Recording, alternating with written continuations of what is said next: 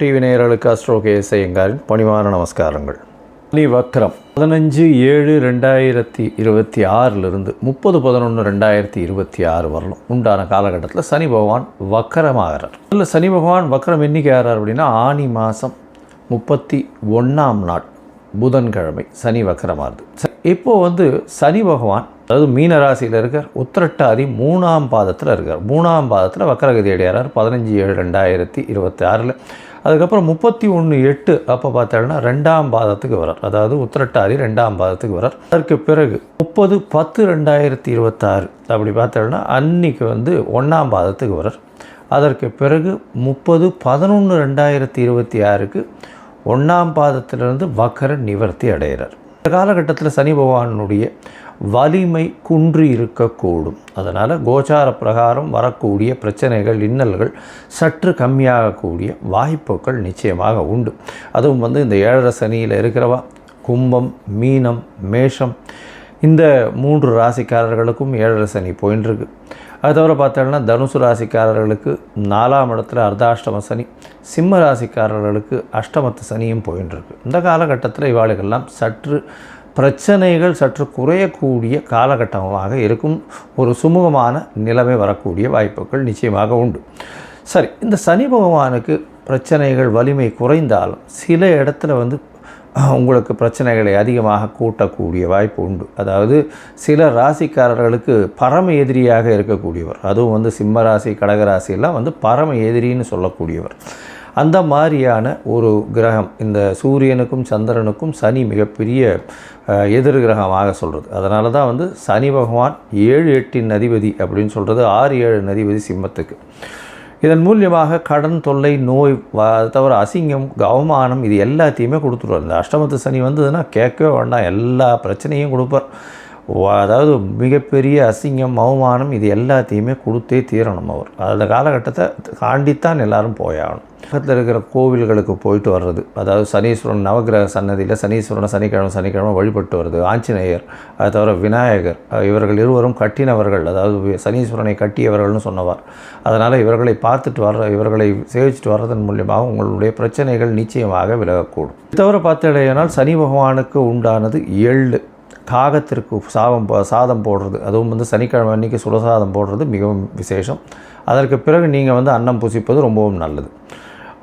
காகத்துக்கு சாதம், தயிர் சாதம் சனிக்கிழமை கொடுக்கறது, தானம் கொடுக்கறது, வேஷ்டி அங்கவஸ்திரம் கோவில் குருக்களில் வாழுகள்லாம் அந்தணர்களுக்கு கொடுக்கறது, அது தவிர இரும்பு சம்பந்தமான விஷயங்கள் தானம் கொடுக்கறது, லெதர் அதாவது இது தோல் சம்பந்தமான அந்த விஷயங்கள் தானம் கொடுக்கறது, கீழ்த்தட்டு மக்களுக்கு சாப்பாடு உணவு கொடுக்கக்கூடியது, இதெல்லாம் பண்ணிகிட்டே வந்தாலே. அதே மாதிரி சீனியர் சிட்டிசன் ஹோமில் போய் உங்களால் முடிஞ்ச தானம் பண்ணுறது, இதெல்லாம் சனி பகவானுக்கு உண்டான பரிகாரங்கள் அப்படின்னு சொல்லக்கூடியது. எளிய பரிகாரங்கள் உங்களால் முடிஞ்சது நீங்கள் என்ன பண்ண முடியுமோ அது டெஃபினட்டாக பண்ணலாம். இது தவிர பார்த்தாலேயானால் சனி பகவானை பொறுத்தவரை அவர் நல்ல ஒரு ஏற்றத்தை கொடுப்பார் உங்களுக்கு. அந்த சனி பகவான் குருவினுடைய பார்வையிலையோ நல்ல சுபர்களுடைய பார்வையிலையோ இருந்தால் நல்ல ஒரு ஏற்றத்தை கொடுப்பார்.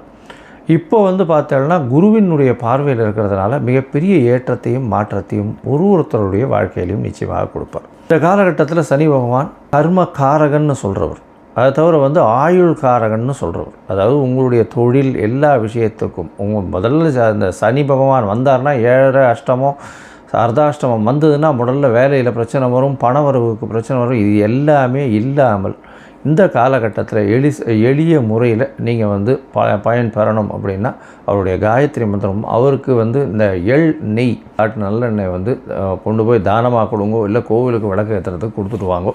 அது உங்களுக்கு நல்ல ஒரு ஏற்றத்தை நிச்சயமாக கொடுக்கும். சரி, இப்போது மேஷம் முதல் மீனம் வரை ஒரு ராசியாக சனியினுடைய வக்ரம் என்ன மாதிரியான விளைவுகளை தரும் அப்படின்றத பார்ப்போம். விருச்சிகம், விசாகம், அனுஷம், கேட்டை இந்த 3 நட்சத்திரம் 9 பாதங்களை கொண்ட ராசியின் அதிபதினு சொல்லக்கூடியவர் செவ்வாய்.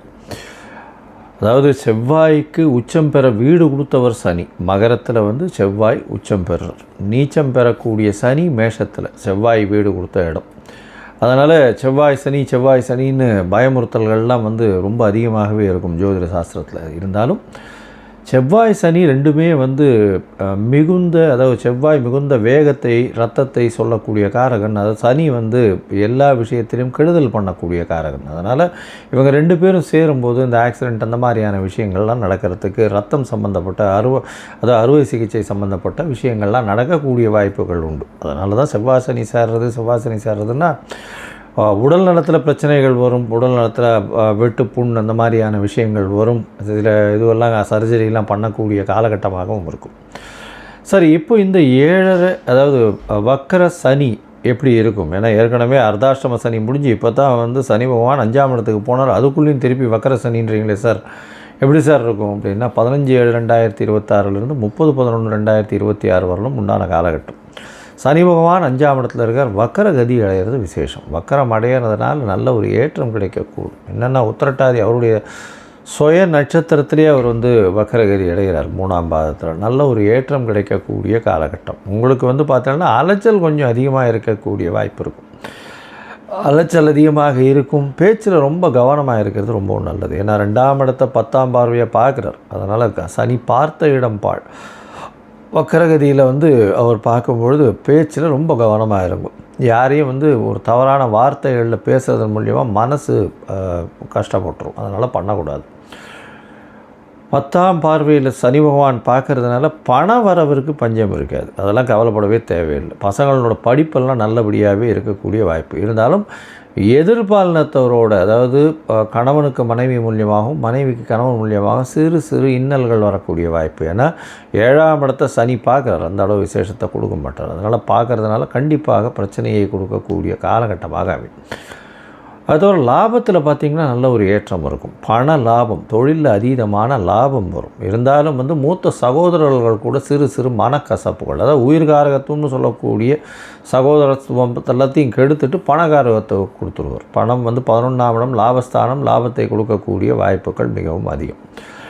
மொத்தத்தில் பார்க்கும்பொழுது இந்த விருச்சிக ராசிக்காரர்களுக்கு நல்ல ஏற்றமான காலம் இருந்தாலும் அலைச்சல் அதிகமாக இருக்கக்கூடிய காலகட்டமாக அமைய போகிறது. அதோடு பார்த்தோம்னா பண வரவிற்கு பஞ்சம் இருக்காது. இருந்தாலும் பேச்சில் ரொம்ப கட்டுப்பாடு தேவையாக இருக்கணும். குடும்பத்தில் சிறு சிறு தொல்லைகள் இருக்கும். கணவன் மனைவிக்குள்ள பேச்சுகளில் கொஞ்சம் அதிகமாக போகக்கூடிய வாய்ப்பு, எதிர்பாலினத்தவர் மூலியமாக பிரச்சனை வரக்கூடிய வாய்ப்பு, பார்ட்னர்ஷிப் பிஸ்னஸில் சற்று பின்னடைவு இருக்கக்கூடிய வாய்ப்பு, லாபங்கள் சொந்த பிஸ்னஸில் அதிகமாக வரக்கூடிய வாய்ப்பு, இதெல்லாம் நிச்சயமாக நடக்கும்.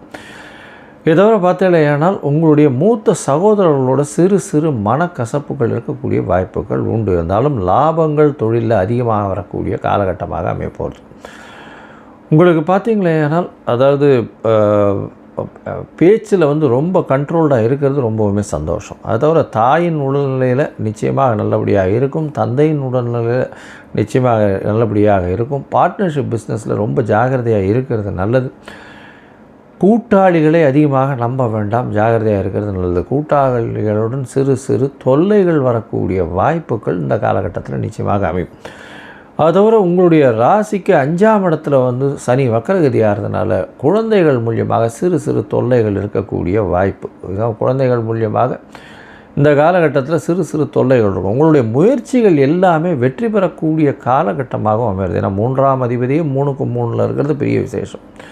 அதனால் நிச்சயமாக எந்த ஒரு முயற்சியாக இருந்தாலும் சிறு சிறு தடைகளை தாண்டி அதை வெற்றி கொள்ளக்கூடிய வாய்ப்புகள் உண்டு. இளைய சகோதரர்களோட நிச்சயமாக அன்பு பாராட்டக்கூடிய வாய்ப்புகள் இந்த காலகட்டத்தில் நிச்சயமாக இருக்கும். சரி, ஒருவேளை உங்களுடைய தசாபுக்தி அந்தரம் சூக்ஷ்மம் அந்த அளவுக்கு சரியில்லை அப்படின்னா நீங்கள் அதாவது இந்த விருச்சிக ராசிக்காரர்களை பொறுத்தவரையிலும் திரௌபதி அம்மன் கோவிலுக்கு போயிட்டு வாங்கும். திரௌபதி அம்மன் கோவிலை போய் சேவிச்சுட்டு வாங்கும். அது தவிர வந்து இந்த வேப்ப மரத்தின் கீழே இருக்கக்கூடிய அம்மன் சிலை, நாகாத்தம்மன் இந்த மாதிரியான விஷயங்களில் போய் சேவிச்சுட்டு வாங்குவோம். அட்லீஸ்ட் வாரத்துக்கு ஒரு தரம், அதாவது வெள்ளிக்கிழமையோ சனிக்கிழமையோ இல்லை செவ்வாய்க்கிழமையோ போயிட்டு ஒரு தரம் வந்து ஒரு 8 பிரதர்ஷனம் பண்ணிவிட்டு வாங்கோ. அதன் மூலியமாக உங்களுக்கு வரக்கூடிய பிரச்சனைகள் எல்லாமே போகும். அது தவிர நீல கலர் ஜாக்கெட் பிட்டு வாங்கி தானம் கொடுங்க.